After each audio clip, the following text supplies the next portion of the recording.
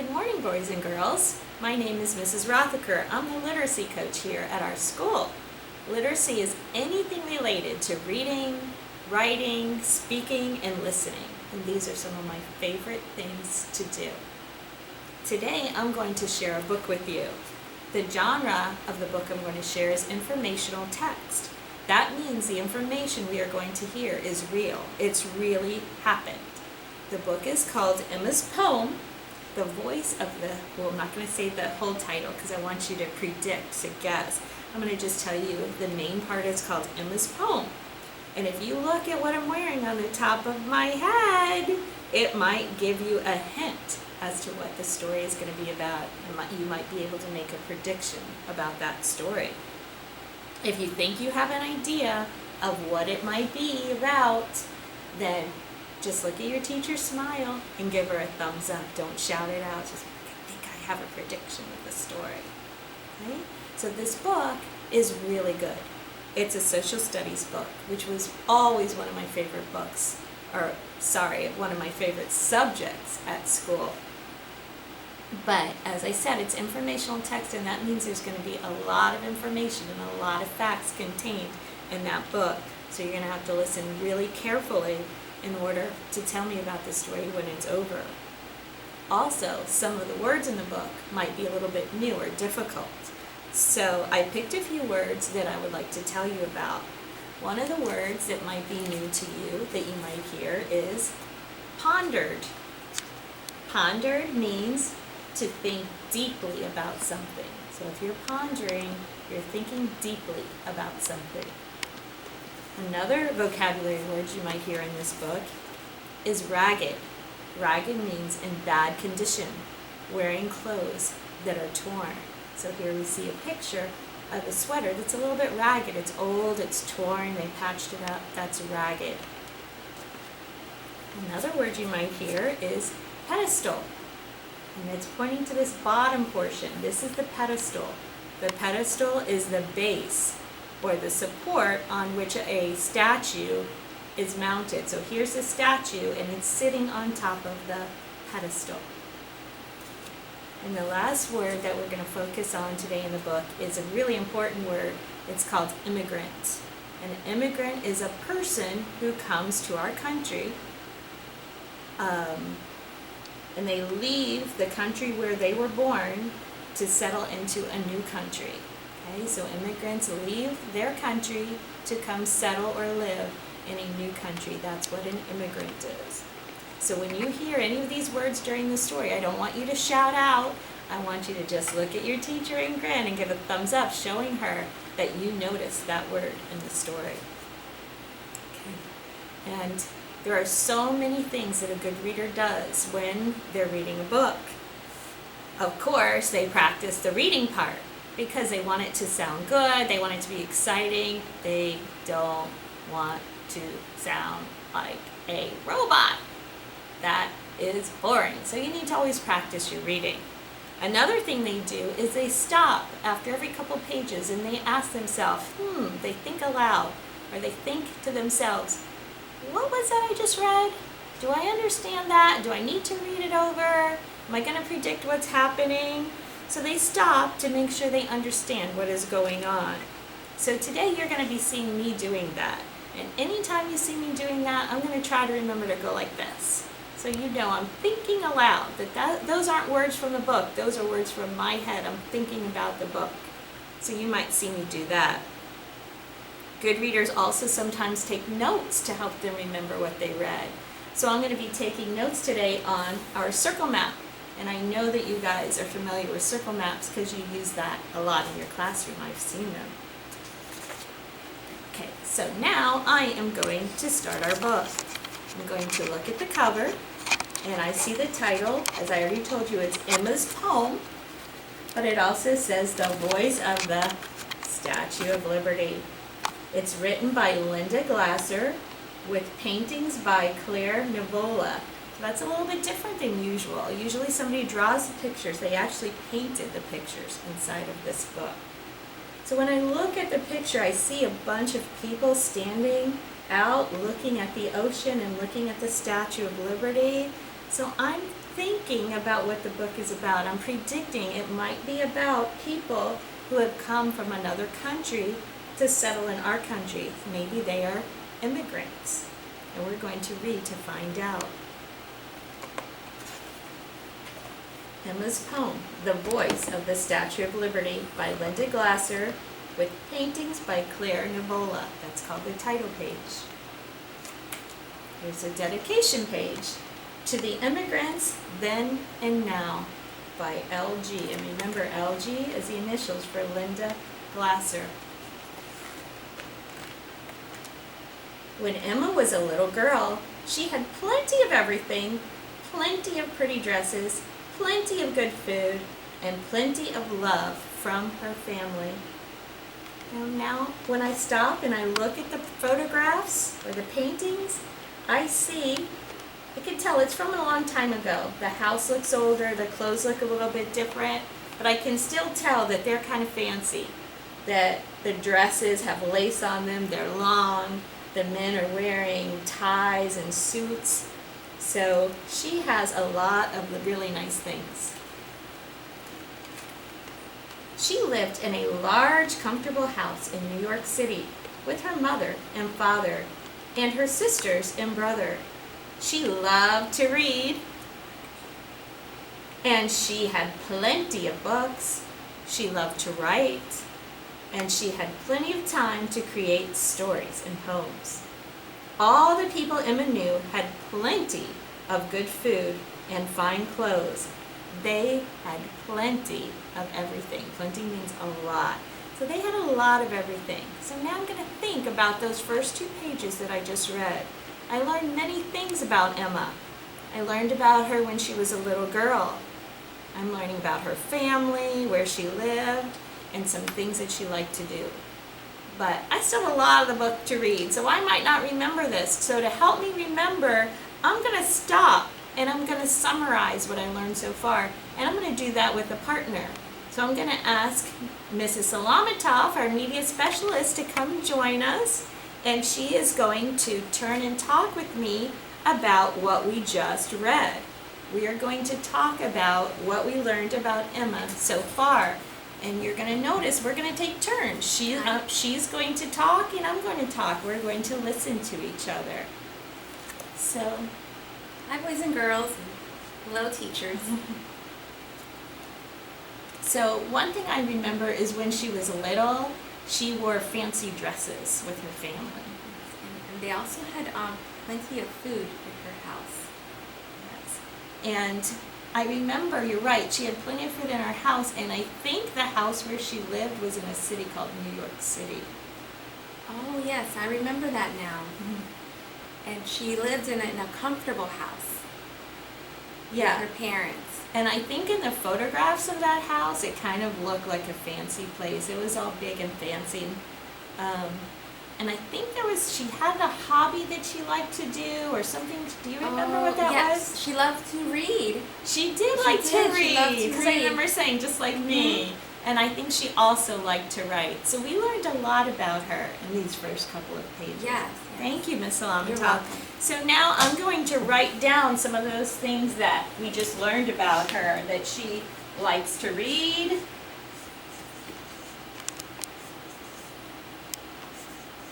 and she also likes to write. So I'm going to say read and write.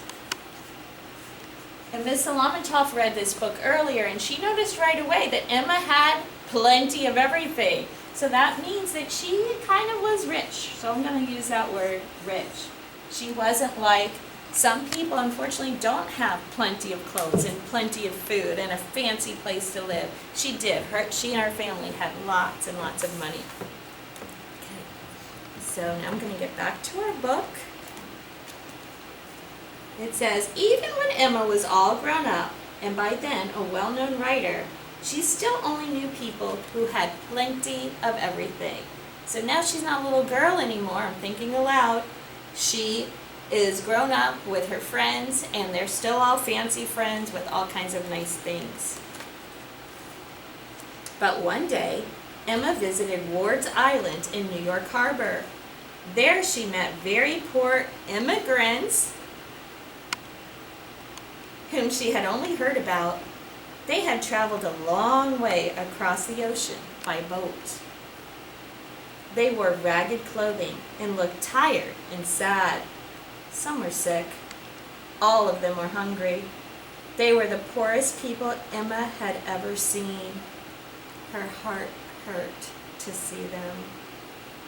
Okay, so now I'm going to stop and I'm going to think aloud. So now we're learning about her as an adult, and we learned that she still has lots of nice things. She's around people who are just like her, who have lots of money, like kind of the same things. And then she goes and she sees some people who aren't like her, who don't have the same things as her. And if you noticed, I bet you did, that vocabulary word of ragged. So they're wearing ragged clothes. Here's her and her friends. They're all fancy. Their clothes aren't as nice. This man has a little patch on his pants. This little boy, I can't tell if it's dirty or a patch, but I can tell they're a little small for him. This lady has some ragged clothing on. So they're a little bit different than her. And these people were called what? Immigrants, that's right.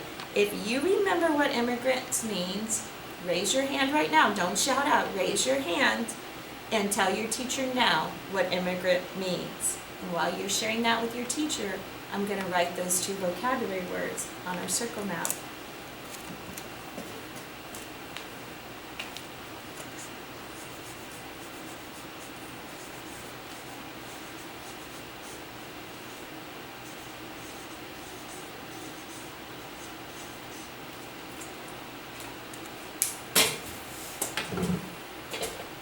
Okay, good job at raising your hands, boys and girls, and not shouting out. I'm sure your teacher's very proud of you.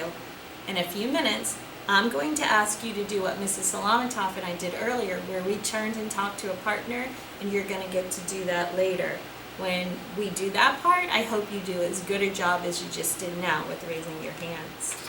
Okay, but now back to our book.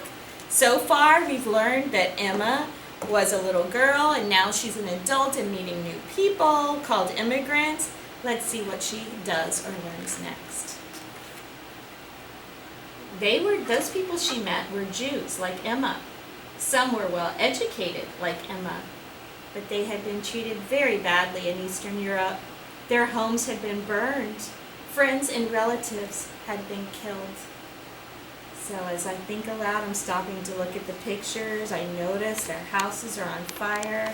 I don't know why they're treating them badly, but I know the text said they had been treated badly. So they wanted to get away from that. They had made the long, hard journey to America, hoping for a better life. Emma felt like she must help them.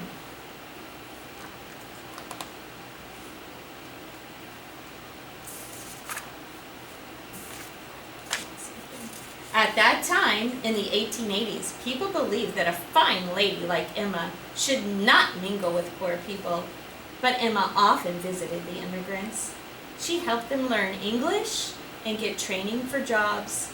In time, she befriended many of them. So I'm thinking about Emma. She was very helpful. She helped them learn English. She helped them train for jobs so they would have money for their family. Emma knew that in her own city, many people did not care about the immigrants. People said they were so ragged and poor, they'd ruin the country. In those days, most women kept their thoughts quiet, but Emma wrote about the immigrants for the newspapers and in poems. She told with great feeling how badly they needed help. She explained that with help, they'd give back to the country. Many people read her writing. She began to care, but many still did not. Okay, now at this point, I'm going to give you your chance to turn and talk to your neighbor. And when you do, this is what I want you to be talking to your neighbor about. Here's the questions. I want you to tell your neighbor, what did the people think about the immigrants? And if you have time, then say, what did Emma do to help the immigrants? So you'll just turn and talk to the person next to you. Take turns like Mrs. Salamatoff and I did. We did it quickly. We didn't take too long. If there's a third person, don't leave them out, let them join your group, but take turns listening and say, what did the people think about the immigrants, and what did Emma do to help the immigrants? I'm going to give you a few minutes to do that with your class, and I'll be adding to the circle map while you do that.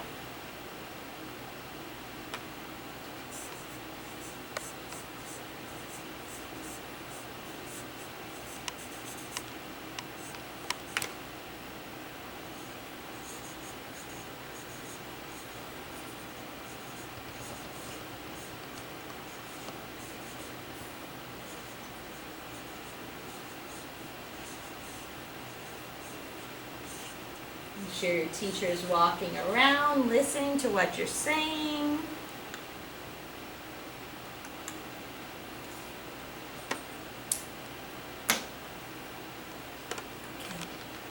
Okay, good job, boys and girls. So now if you can turn back, and I'm glad that you had a really good sharing time with your partners.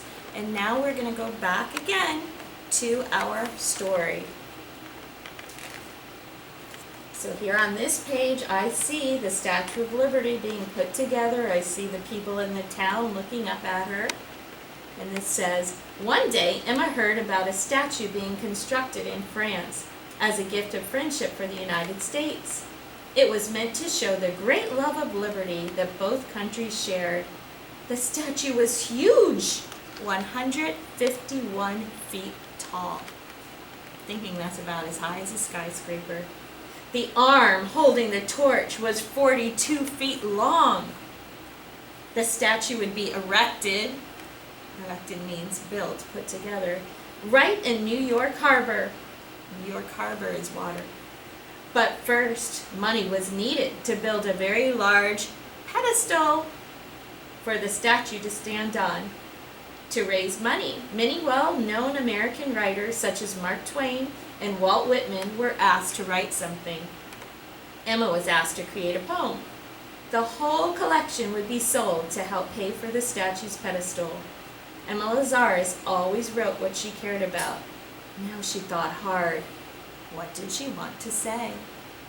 Okay, so here I'm going to stop again. There was a lot of information on this page. I'm not going to remember that the first time I read it. I don't think Miss Salamatov's going to remember it the first time she reads it.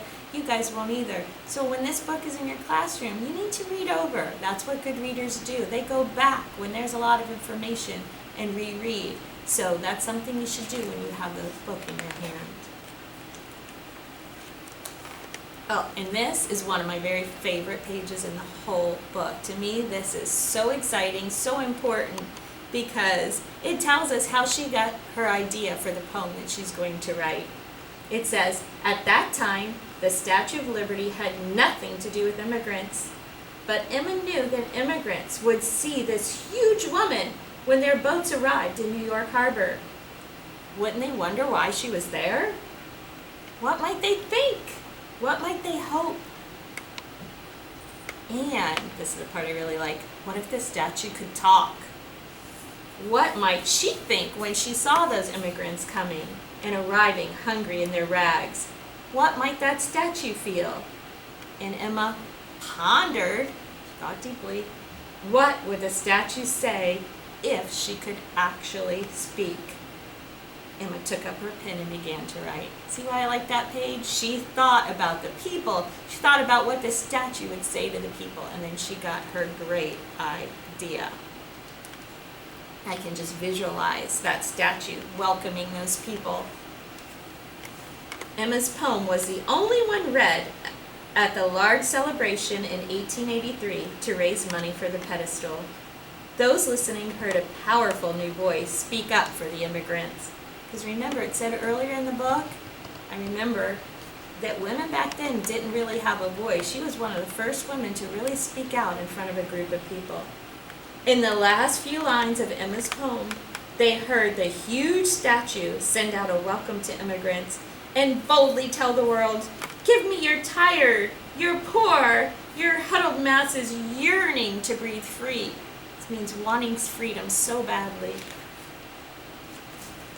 3 years later, in 1886, when enough money had been raised, the statue was packed into 214 crates, shipped across the Atlantic Ocean, and erected, put together, built, in New York Harbor on top of the pedestal.